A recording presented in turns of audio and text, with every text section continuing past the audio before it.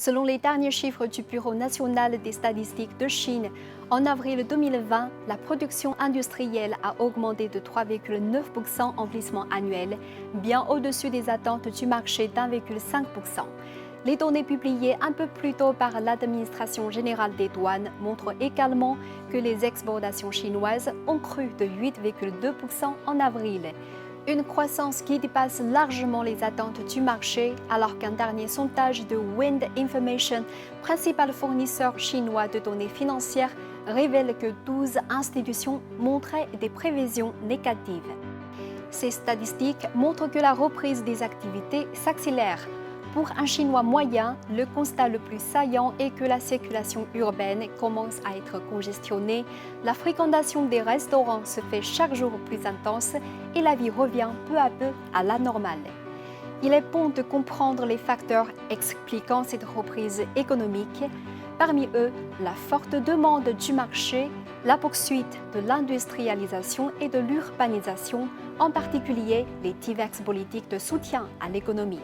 Face aux impacts économiques provoqués par le Covid-19, la Chine a mis en place des mesures ad hoc, à la fois sociales, comme des réductions d'impôts, l'exonération de frais administratifs et l'émission de coupons de consommation, mais aussi incitatives pour la construction d'infrastructures, comme l'émission par les collectivités locales de titres financiers spéciaux. Lors de la troisième session de la 13e Assemblée populaire nationale, le Premier ministre Li Keqiang a souligné que cette année, il était nécessaire d'accentuer les efforts de réduction d'impôts et d'exonération de frais administratifs, de renforcer le soutien financier aux entreprises, de stabiliser et de développer l'emploi. La mise en œuvre de ces mesures favorables a indubitablement redonné confiance aux entrepreneurs chinois et étrangers dans le marché chinois. D'après Fabrice Mekarban, PDG de L'Oréal Chine, les activités économiques du pays et la vie des gens sont retournées à la normale, à la vitesse grand V, ce qui confirme une fois de plus la résilience de l'économie chinoise.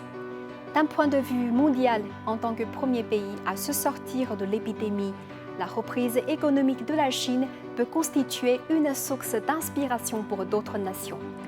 La directrice générale du FMI, Kristalina Georgieva, a indiqué lors d'une conférence de presse: en accélérant sa reprise économique, la Chine a marqué un jalon important sur son chemin du redressement de la crise sanitaire. De plus, elle offre une expertise et une expérience formidables au reste du monde. Et d'ajouter, compte tenu de la part de la Chine dans l'économie mondiale, il est très important qu'elle se porte bien en 2020 pour elle-même et pour le reste du monde. Dans l'ère de l'après-Covid-19, la Chine redeviendra un moteur important de la croissance économique mondiale.